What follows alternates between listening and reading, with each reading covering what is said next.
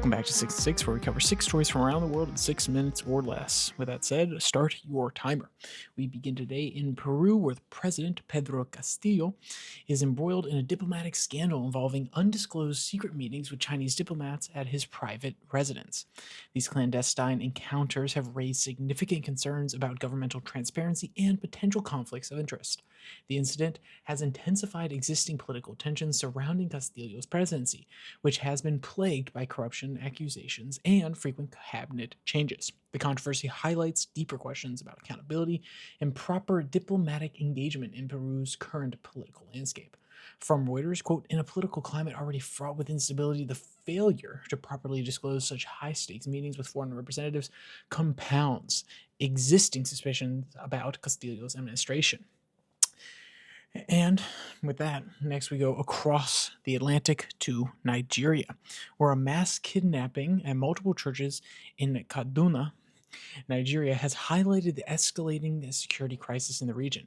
Gunmen entered churches and abducted parishioners during services, representing a growing trend of violent attacks by armed gangs in northwestern Nigeria. Despite government promises to address insecurity, kidnappings and violence continue to increase, causing widespread public concern and loss of faith in official protection. From Reuters, quote, we live in constant fear, said Reverend Joseph Yario.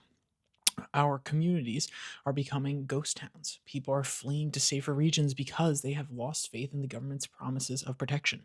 This is not just about kidnappings. Our very way of life is being threatened. End quote. Next, we travel to the Davos Convention, where the Prime Minister of Canada, Mark Carney, had a strongly worded speech against the new proposed tariffs related to Greenland. The dispute centers on the environmental regulations and Arctic economic interest. Canada argues these tariffs could disrupt trade flows and hinder global climate change efforts, emphasizing the need for collaboration, sustainable trading practices, and a steady hand.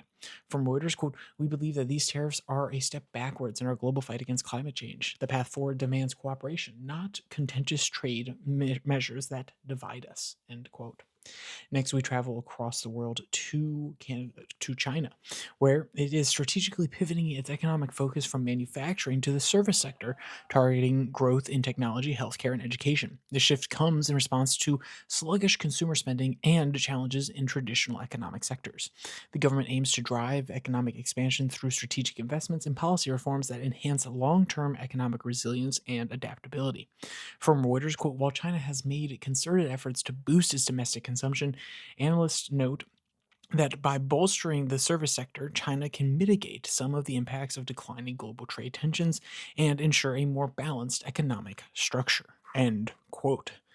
Next, we travel south to Australia, where their lower house of parliament has passed significant gun control legislation in response to a recent mass shooting in Bondi. The new law introduced mandatory background checks for all firearm purchases, implements stricter licensing requirements, and mandate proper firearm storage. These measures aim to enhance public safety by preventing guns from reaching individuals with violent histories and reducing accidental discharges. The government and public largely support the legislation as a crucial step in preventing future tragedies. From Reuters, quote, it's a decisive moment for our nation. This legislation sends a clear message that the safety of our communities take precedence over the unfettered access to firearms. By enforcing rigorous background checks, we want to ensure that guns do not fall into the hands of those who intend on harm. End quote. And finally, we end today in Russia, where a significant aerial assault targeted Kyiv, using drones and missiles to disrupt power and water supplies.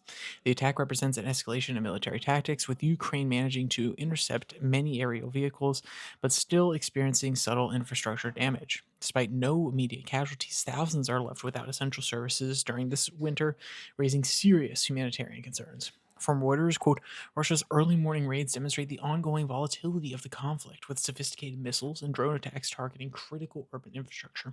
While Ukrainian air defenses intercept many units, the strike had critically impacted power and water systems, potentially setting the stage for a broader humanitarian crisis.